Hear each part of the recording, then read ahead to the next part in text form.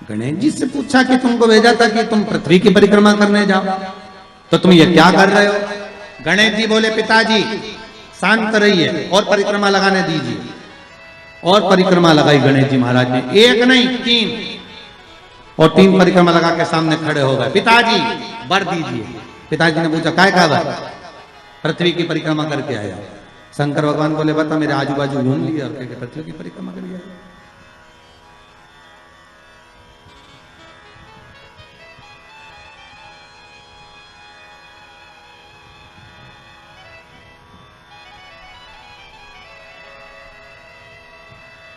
ये होता है कभी कभी।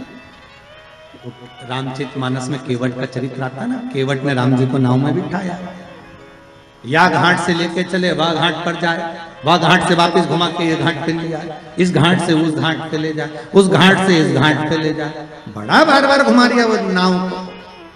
अच्छा केवट की नाव जो अच्छी नाव थी वो तो भगवान ने छोड़ी दी थी, वो केवट की नाव में बैठे तो वो नाव भी ऐसी थी उसमें बीच में छेद था। और लक्ष्मण जी ने कहा भी था भैया इसकी नाव में मत बैठो छेद है। राम जी बोले कितना दयालु है बेचारा, कैसा सीधा साधा एकांत में बैठा, इसी की नाव में बैठूंगा मैं तो बस बैठूं। लक्ष्मण जी ने मना भी करा और जैसे ही लक्ष्मण जी ऊपर चढ़े तो केवट ने अपना पिछोड़ा उतार के दे दिया, लो लक्ष्मण भैया। लक्ष्मण जी ने पूछा यह काय के लिए? कि नाव में छेद है, पानी भराएगा तुम भरते जाना निचोड़ते जाना। अब लक्ष्मण जी वो नाव को घुमाते जा रही है, यहाँ से वहां बार बार इधर जाए उधर। तो इतने में सबसे ज्यादा गुस्सा किसको आना चाहिए बोलो? लक्ष्मण को आना चाहिए कि बता हम तो निचोड़ के मर जाए।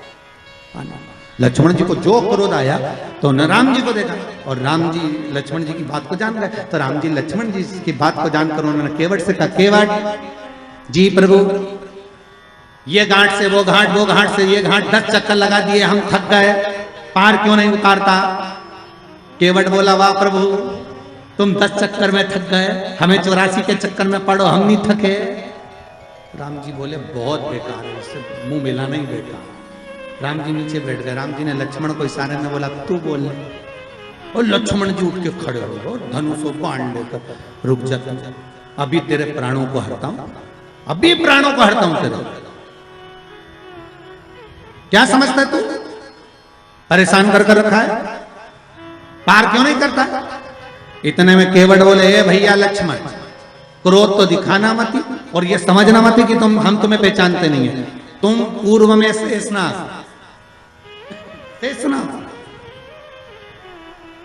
ये भगवान राम भगवान विष्णु है और ये मैया सीता लक्ष्मी जी ये चरण दबा रही थी, ये सो रहे थे आप शेषनाग के ऊपर, हम कछुआ थे दर्शन करने आए, आपने इतनी तेज फुंकारा मर गए तो केवट बन गए।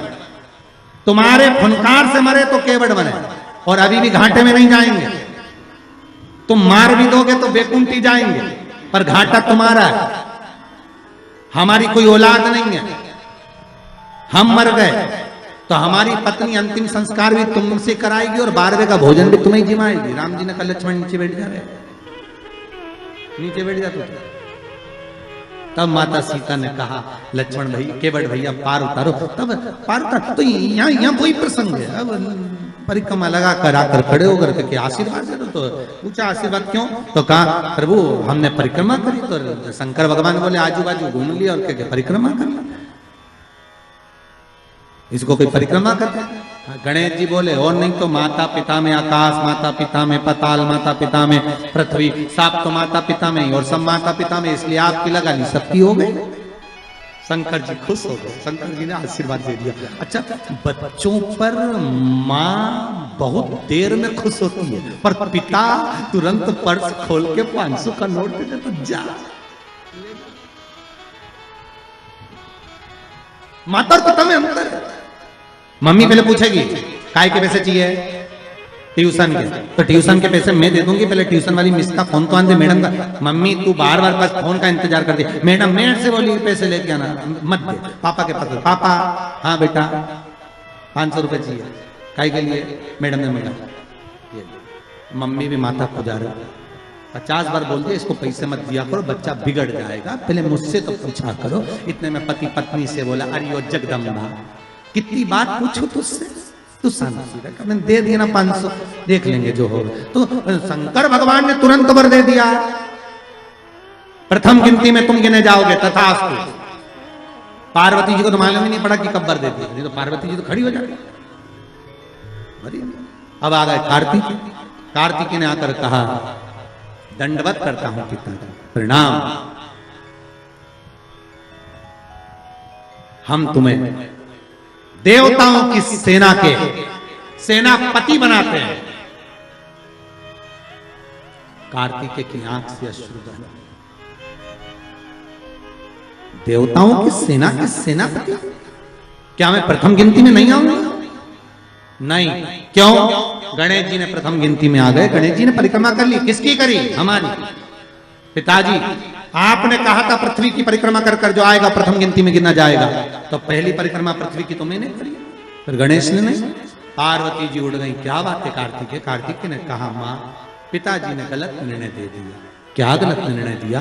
गणेश जी को प्रथम गिनती में दे दिया और मैं परिक्रमा कर कर आया। सारी बात मालूम पड़ गई कि गणेश जी ने चूहे पर बैठकर शंकर पार्वती की परिक्रमा करी, ये हुआ वो हुआ, सब मालूम पड़ गया। पार्वती मैया की आंख में से आंसू बहने लगा। पार्वती उठकर खड़ी होकर शंकर भगवान से बोली, प्रभु बहुत भोले हो आप, इसलिए आपका नाम भोला शंकर है। बहुत भोले। एक बेटे को भेज दिया पृथ्वी की परिक्रमा करना, और दूसरे बेटे ने आपकी परिक्रमा करी और आपने उसे वर प्रदान कर दिया। इतने भोले।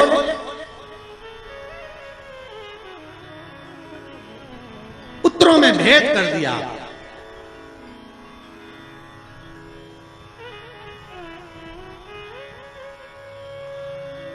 पिता भले कह देता है, बाप कह देता है मेरा बड़ा बेटा थोड़ा समझदार है, मेरा छोटा बेटा ऐसा है, मेरा मंझला बेटा ऐसा है, पिता कह देगा। पर मां हमेशा कह देगी, नहीं नहीं, मैंने बराबर का दूध पिलाया है, मेरे 4 बेटे, 5 बेटे, 6 बेटे, 7 बेटे, 3 बेटे, 2 बेटे, मेरे सब बराबर। ये माता का शब्द है। मां कभी अपने बच्चों में भेद नहीं।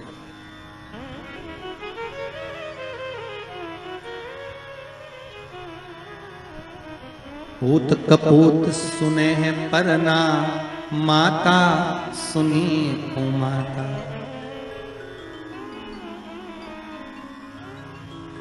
मां कभी कुमाता नहीं सुनी। पूत कपूत हो सकता है, पर मां मां है। जगत जननी मां पार्वती खड़ी हो गई। और इस कथा से बहुत सीखने को मिलता है। शिव महापुराण का यह चरित्र बहुत सिखाने के लिए है कि माता पिता की दृष्टि में कभी बच्चों के प्रति भेद न करना। कभी मत कहना, माँ से निवेदन है कि मेरा बड़ा बेटा अच्छा कि छोटा अच्छा, मंजला अच्छा कि संजला अच्छा, कभी मत कहना। क्यों? क्योंकि गेंद कभी भी किसी भी पाले में जा सकती है और किसी भी बहू से पाला पड़ सकता है। आप कभी मत कहो। आपके 4-5 बच्चे हैं, आप हमेशा अच्छा बोलो, मेरे बच्चे सब बढ़िया, बड़ा बेटा बहुत बढ़िया, बड़ी बहू बहुत बढ़िया, छोटी बहू बहुत बढ़िया, उससे छोटी बहुत बढ़िया, उससे छोटी बहुत बढ़िया। क्यों? अपने को करना क्या? जिस बहू के यहाँ जाओ, रबड़ी खाओ, वापिस आ जाओ। अपन बुरा वाला करना।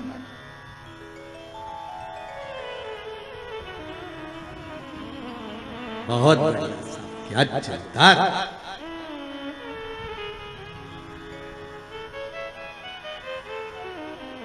बहुत जोरदार, बहुत। मेरी बड़ी बहू बहुत बढ़िया, क्या जोरदार कपड़े सिलती है, क्या जोरदार दाल बगाड़ती है। छोटी बहुत बढ़िया, बच्चों को पढ़ाती है, इतनी बढ़िया पढ़ाने में, सब बच्चों को लेके बैठ जाती, पढ़ा लेती है। उससे छोटी क्या मांडना मांडती, क्या कपड़े सिलती। उससे छोटी वो भी बहुत जोरदार भोजन पकवान बनाती। जब माँ तारीफ करे तो उसके लिए सब बराबर, सब। जैसे शंकर भगवान कहाँ रहते हैं? जम के बोलिए शमशान। शमशान शिव जी का धाम, जहां पर सबकी शान सम है, उसी का नाम शमशान है। शमशान में जो जाता है वो राख का ढेर बन जाता है। राख का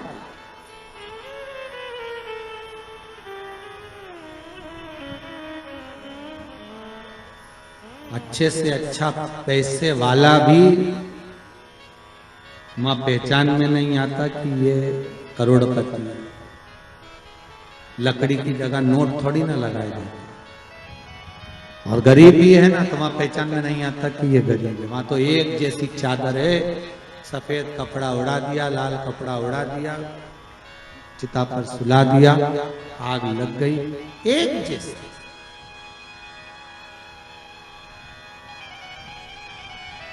कपड़े में भले चमक ना हो, पर चेहरे की चमक बता देती है कि ये कौन है। फिर वही बात कहूंगा, क्रीम की चमक 15 दिन, 20 दिन, 1 महीने रहेगी, पर अच्छे कर्म की चमक जीवन पर्यंत रहेगी। आपका कर्म हमेशा चमकता रहेगा। आप अच्छे कर्म करते रहिए, दान पुण्य सत्कर्म भजन कीर्तन स्मरण, ये श्वास चली ना चली, अंतिम श्वास कौन सी है किसको मालूम? 21,600 श्वास में से आखिरी श्वास कौन सी है किसी को नहीं मालूम। अंतिम श्वास कौन सी है ये किसी को मालूम। थोड़ा रिटर्न बढ़ाइए भाई। अंतिम सांस कौन सी है ये किसको मालूम?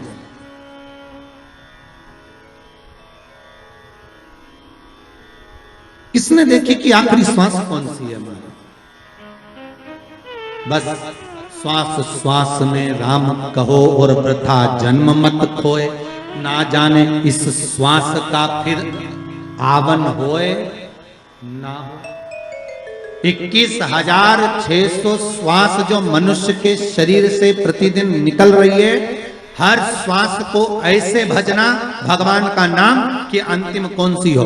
दान पुण्य संकीर्तन स्मरण अपने हाथों से कर लिया। और अब तो ये कोरोना महामारी में तो और नहीं मालूम पड़ रहा कि कब मालूम पड़े 13 बामण भी जिम पाएंगे कि नहीं जिम पाएंगे, वो स्थिति है। कई भक्तों के फोन आते हैं, गुरुजी वो कोरोना महामारी में वो शांत हो गए, अब हम ब्राह्मण कैसे जी में? वो आए को तैयार नहीं, ब्राह्मण आएंगे नहीं। हमने भी कहा मत बुला, नहीं आएगा तो, क्योंकि उस महामारी में कौन आएगा तुम्हारे? क्या करें? दान पुण्य स्मरण तक नहीं हो, कर लिया हाथों से तो कर लिया जीवन का। पार्वती जी ने कहा ये आपने श्रेष्ठ नहीं किया। पार्वती जी बोली मुझे अच्छा नहीं लगा आपने निर्णय जो दिया। क्या चाहती हो पार्वती? पार्वती जी कहती हैं आज मुझे एक वर देना पड़ेगा। बोलिए क्या वर चाहिए? भोलेनाथ मुझे वर ये चाहिए कि आज के बाद आपकी कोई परिक्रमा ही ना हो। मुझे वर दे दो कि शंकर की परिक्रमा कभी नहीं हो।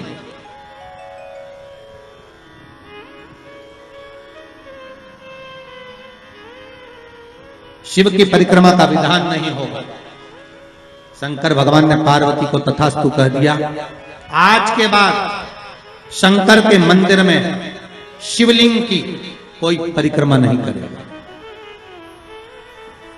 कभी आपने करते हुए देखा किसी को? नहीं। शंकर की परिक्रमा होगी तो आधी यहां से चालू होगी, वहां तक जाओगे फिर वापिस। यहां तक शिव महापुराण की कथा कहती है कि शंकर की आरती के बाद जो परिक्रमा भी होती है ना, वो भी पूरी नहीं करना चाहिए, आदि कर कर वापस हो जाना चाहिए। शिव की आरती के बाद कई लोग शंकर जी की आरती उतारने के बाद जो परिक्रमा करते हैं ना, आरती की थाली लेकर चारों तरफ घूमते हैं, उसको भी आधा घूमो और आधे में वापिस। शिव परिक्रमा का वर दीजिए आप वर प्रदान करो, हमें वर दे दीजिए। पार्वती मैं तुझे वर देता हूं कि शिव की परिक्रमा कोई नहीं करे, और अगर शंकर की परिक्रमा कोई भूल से भी करेगा तो उसको दोष लगेगा, उसका पुण्य छिन्न होगा। इसलिए शंकर की परिक्रमा लोग नहीं करते, क्योंकि उनने जो दान करा, पुण्य करा, सत्कर्म करा, भजन करा, कीर्तन करा, उसका पुण्य धीरे धीरे धीरे धीरे समाप्त होते चले जाता है, उस पुण्य की छिन्नता होती है।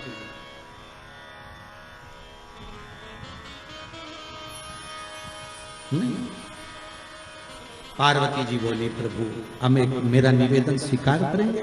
बोलो क्या बात है?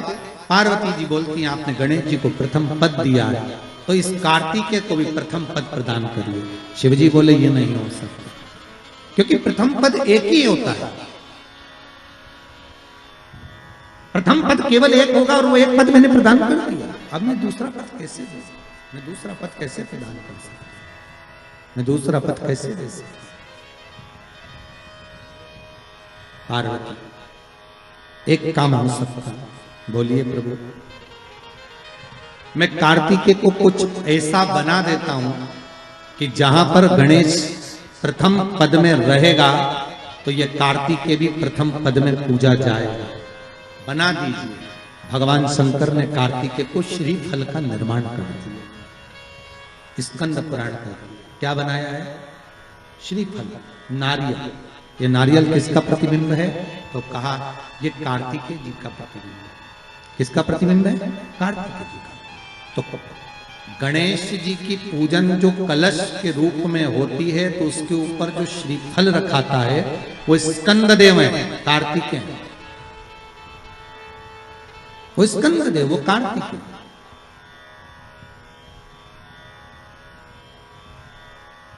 जो रखाया गया फल है वो कार्तिकेय का प्रतिबिंब है। अगर प्रथम में गणेश पूजाएगा तो ये कार्तिकेय भी पूजाएगा। इसलिए श्रीफल, महाराज, श्रीफल कार्तिकेय का प्रतिबिंब है। सारी 33 कोटि देवताओं की सेना का सेनापति कार्तिकेय सारे ग्रहों को शांत करने के लिए, कार्य को सिद्ध करने के लिए, कार्य की सफलता के लिए, व्यक्ति की मनोकामना पूर्ण करने के लिए कलश के ऊपर क्या रखा जाता है?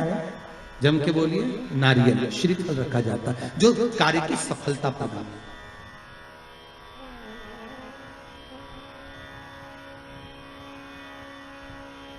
सबसे पहली नवरात्रि का व्रत किसने किया था? उत्तर दीजिए। सबसे पहला नवरात्रि का व्रत, नवरात्रि की उपासना सबसे पहले किसने करी थी? भगवान राम ने। अश्विन के नवरात्रि में भगवान राम ने 9 दिन तक कलश की स्थापना कर लंकाधिपति रावण को मारने के लिए मां जगत जननी की आराधना करी। भगवान राम ने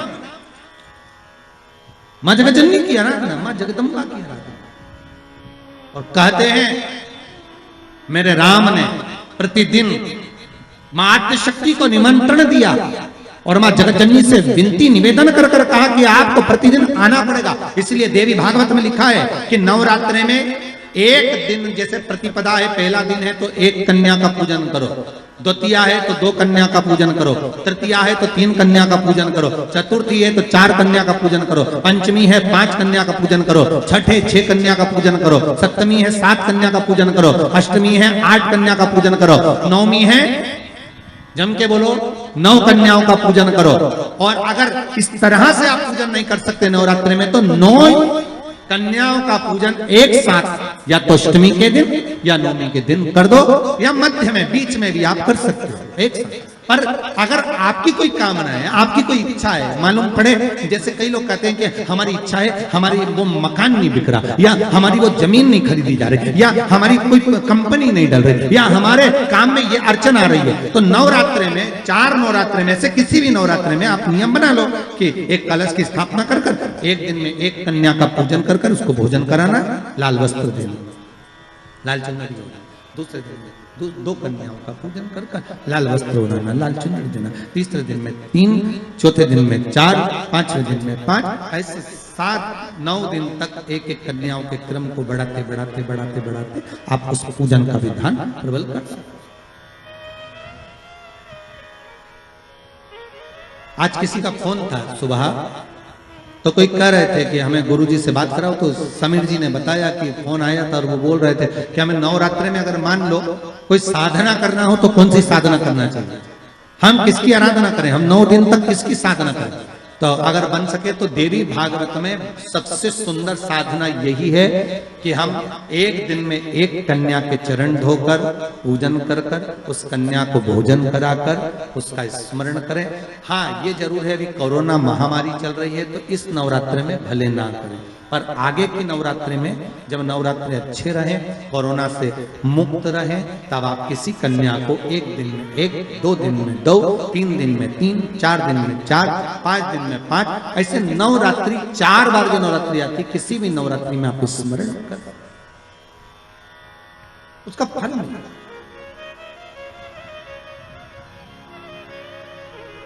उसका फल हो।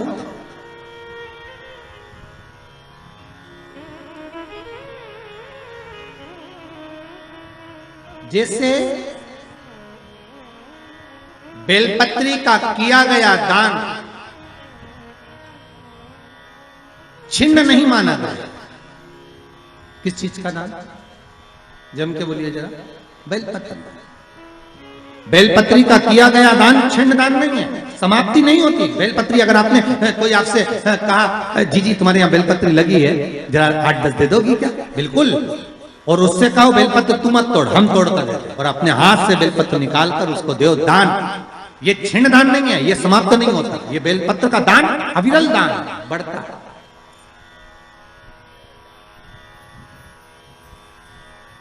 सुख का भान कर, ये छिन्न होने वाला नहीं अभी।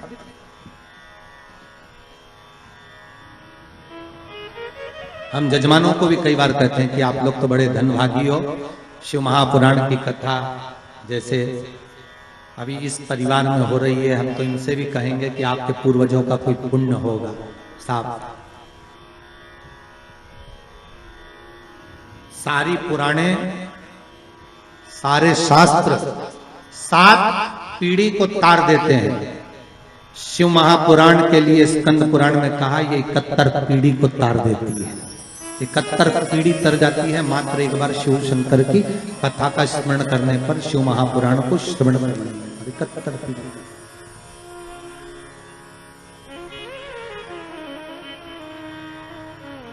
उज्जैनी में कभी आप लोग जाएं उज्जैन तो ऋण मुक्तेश्वर महादेव के मंदिर की दीवार पर लिखा हुआ है कि 71 पीढ़ी को तारने वाली होती है शिव महापुराण की। वो तो बघेल परिवार का ना जाने कौन सा पुण्य प्रबल हुआ होगा साहब। हम तो कहते हैं इनके माता पिता के भी पुण्य और माता पिता के भी माता पिता के पुण्य, दादा परदादा के पुण्य की गुल्लक भराई होगी, तब जाकर इन माता पिता के पुत्र और पुत्र वधू, बहू और बेटे इस शिव महापुराण की कथा को करवा रहे हैं। भगवान की कहीं कृपा हुई तब जाकर ये कथा हो रही। ये भगवान की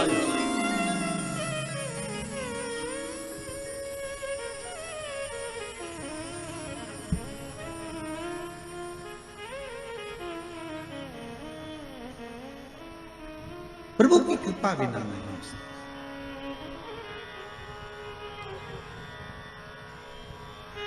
करुणा सागर करुणा करा है तो प्राप्त हो।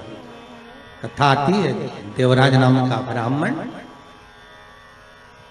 था। ब्राह्मण पर कर्म छोड़ दिया था, ब्राह्मण का कर्म से वंचित था।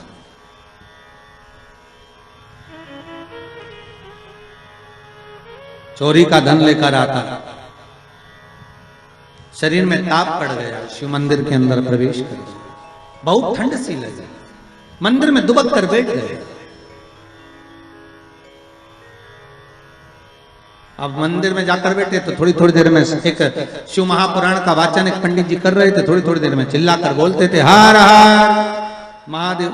अब जैसे ही पंडित जी चिल्लाते हर हर महादेव, ये कानों को बंद कर लेता, भगवान कहां फंस गया।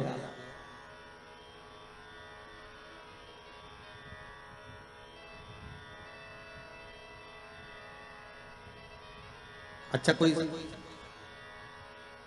शिव महापुराण की कथा भी पुराण की कथा ही है। शंकर की कथा में जितने भी आते हैं सब गणों से कम थोड़ी है। शंकर वाचने, शिव पुराण को वाचने वाले भी शिव और शंकर के साथ रहने वाले भी गण ही हैं, और जितने श्रोता वो भी शंकर ही हैं, तो सब शिव का ही तो स्वरूप है। अब इनको साधना, फिर कथा रस तत्व को श्रवण करना,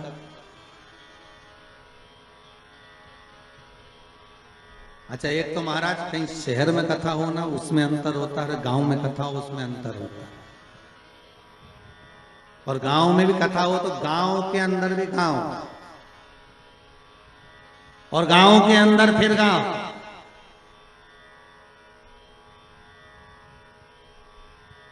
और फिर वो पांडे तारा, और उसके अंदर फिर कथा, वो भी शंकर की। अच्छा जितने लोग आ रहे होंगे ना तुम लोग बाहर से गाड़ियां ले लेके तुम सोच तो रहे होगे कहाँ कथा। अच्छा पहले रानीगंज पहुंचो, रानीगंज से फिर पांडे तारा पहुंचो, फिर पांडे तारा पहुंच के कथा ढूंढो हो कहाँ रही। तुम किसी को मत ढूंढो, तुम तो बघेल को पकड़ इनको कथा हो ढूंढो। शिव की कृपा है, शंकर की। अब देवराज धन लेकर बैठा तो था पर कथा में मन नहीं लग रहा था उसको। तो महाराज जैसे ही बोले ना हर हर महादेव तो इसको आए गुस्सा। अच्छा कोई पुण्य भागी होता है ना, जिसके मन में भगवान की भक्ति का प्रतिबिंब होता है ना, उसको कथा में बड़ी रुचि आती है, उसका मन कथा में लग जाता है। और जिसके भीतर पाप भरा होता है ना, बस उसको तो अगर भजन भी कहा है, कोई कथा भी सुना है तो भी मन नहीं लगे। बताओ नींद आ रही है तो। अच्छा तुम भी कम थोड़ी ना कथा में आए होगे, उससे पहले चाय डकार के आए होगे, चाय माय पी के तैयार मैयार होके सौंफ सुपारी सब खा के फिर अलमस्त होके फिर कथा में बैठे। कोई तुम साधारण तुम भी चतुर। और तो और जेब में लेके भी बैठे, कहीं का महाराज होगा, अगर नींद भी आएगी तो थोड़े एक आध कट खाता। तुम तो बहुत चतुर हो। अब देवराज तो कथा सुनने के लिए बैठा, उसकी चित्तवृत्ति में। अब वो तो कथा सुनना नहीं था, केवल चोरी का सामान लेकर जा रहा था, चुप कर बैठा हुआ था। जो महाराज चिल्ला इसको तो भागा, यहाँ भागा, आगे जाकर शरीर में कांपता, गिर गया, चक्कर खाकर मर गया, प्राण छूट गए। 5 मिनट भी नहीं, केवल 2 मिनट की शिव महापुराण की कथा सुनी थी। शिव महापुराण की कथा कहती है देवराज के प्राण छूटे, शंकर भगवान नंदी लेकर आ गए। यमराज पाड़े पर चढ़कर आया, शंकर नंदी पर चढ़कर आया। तो यमराज ने पूछा भोलेनाथ आप? शिव जी बोले हाँ, तू कैसे आया? यमराज बोले देवराज को लेने के लिए आया। देवराज को लेने? हाँ। क्यों? तो बोले इसने पापी पाप करा, इसने पुण्य कराई, इसलिए इसको लेकर जाना। यमराज बोले इसको लेकर मैं ही जाऊंगा। शंकर भगवान बोले इसने एक पुण्य कराया। क्या? 2 मिनट की शिव महापुराण की कथा सुनी। तो यमराज बोले 2 मिनट में कुछ होता है? तो शंकर भगवान बोले 2 मिनट में मैं तेरे को जहर की पुड़िया देता, देख निपटे कि नहीं निपटे। जब 2 मिनट में जहर खा के व्यक्ति मर सकता है तो 2 मिनट में शिव महापुराण कर सुनकर तर नहीं सकता। 2 मिनट में जहर खाया और मर गया तो 2 मिनट की शिव महापुराण। तो प्रभु 2 मिनट में क्या? शंकर भगवान बोले तो लेखा अभी देखे नहीं मरे तो ठीक। यमराज बोले कि तुम हमें निपटाने में तुले, तुम ये सोच रहे हो कि हम मर जाए। शंकर भगवान बोले या तो जहर खाकर सिद्ध कर दे कि 2 मिनट में मरा, या फिर सिद्ध ये कर दे कि ये 2 मिनट में तरा। तो यमराज बोले रहने दो दादा, हम तो अपने घर चले, तुम इसको ले जाओ। शंकर जी ने देवराज के प्राणों को लिया और नंदी पर बिठाया, और शंकर भगवान नंदी लेके डमरू बजाते बजाते कैलाश पे पहुंच गए। तो पार्वती जी ने पूछा किसको लिया है? शंकर भगवान बोले अपना भगत है। पार्वती जी बोली इतने कम है पांडे तारा, ढेर इतने कम थे और पकड़ के लिया है। शंकर भगवान बोले ये तो मेरे भगत है। जो शंकर की कथा को श्रवण करता है, शिव महापुराण को दिल से सुन लेता है, शंकर कहते हैं वो बैकुंठ नहीं, शंकर कहते हैं मेरे कैलाश पर हमेशा रहता है, मेरे साथ में रहता है। वो सहज कहां हो सकता? ये मेरे अपने।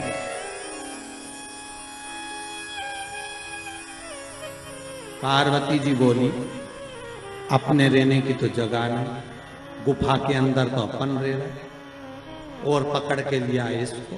शंकर भगवान बोले पार्वती थोड़ा अंधो अंधो। पार्वती जी बोली सबको आनंद और अपन बाहर जान दो। शिव जी बोले पार्वती यही तो आनंद है, यही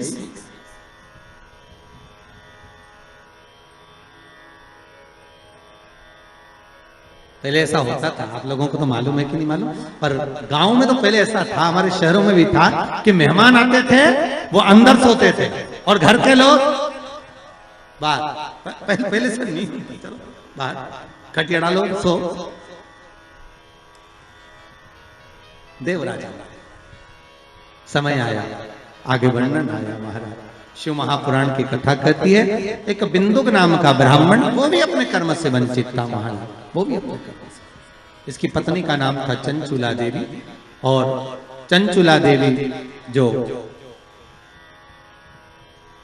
पति के प्राण पानी में डूबने से चले गए, बिंदु चंचुला शंकर की कथा सुनकर उसने भी अपने प्राणों को त्याग दिया। शिव जी के पार्वती की दासी बनकर रह रही थी, मन में शंकर की रुचि थी। पार्वती ने पूछ लिया, तुम मौन क्यों? मुझे कथा सुना।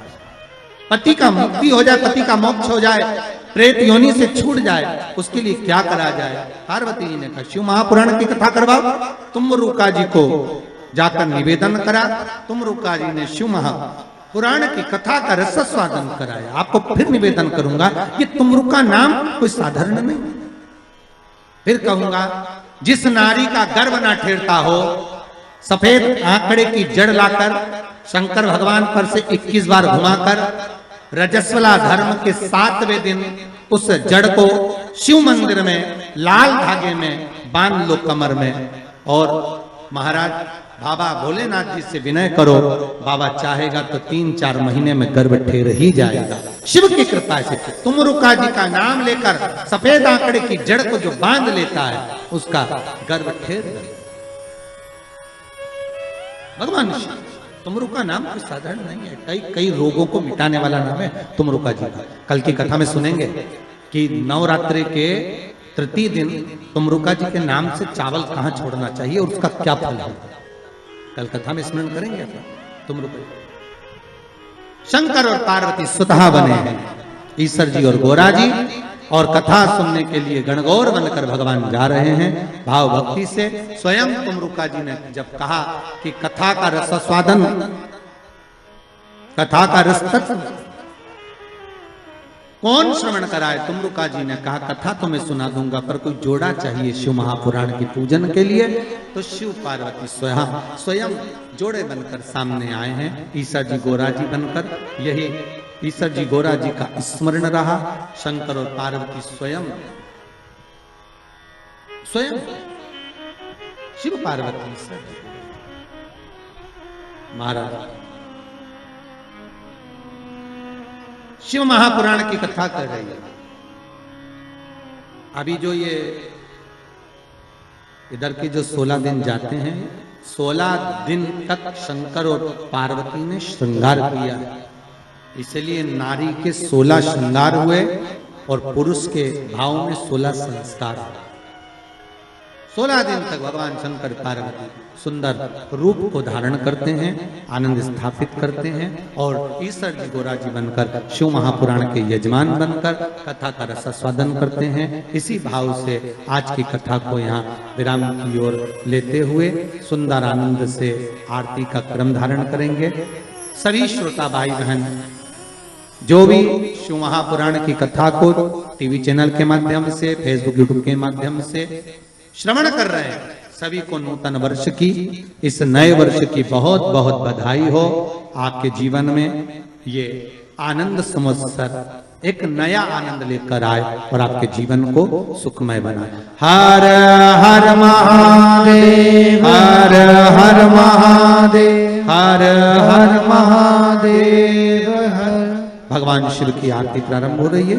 जजमान आप सभी लोग अपनी जगह पर खड़े रहेंगे, कोई भी आगे नहीं आएगा, सब अपने स्थान पर ही रहेंगे, दूरी बनाकर रहेंगे, मुंह पर मास्क लगा रहेगा, सैनिटाइज का प्रयोग करते रहेंगे। भाव भक्ति से शिव महापुराण की कथा का आनंद। फिर कल कथा वही 4 बजे से 7 बजे तक सुंदर आनंद के साथ में आप सभी के भाव से श्रवण करेंगे। जो दानदाता सीहोर कुबेरेश्वर महादेव मंदिर के लिए दान दिए हैं, उसके लिए बहुत बहुत धन्यवाद। जो वृद्धाश्रम गौशाला के लिए सहयोग राशि दिए हैं, उनको भी बहुत बहुत साधुवाद। आपका दिया दान ये कोरोना महामारी के चलते हुए आपका किया गया 1-1 रुपये का दान सत्कर्म की ओर अग्रण्य हो। भाव भक्ति से आनंद से बाबा की कृपा आप सब पर बनी रहे। हर हर महादेव। जय शिव ओंकारा, बोले हरि शिव ओंकारा।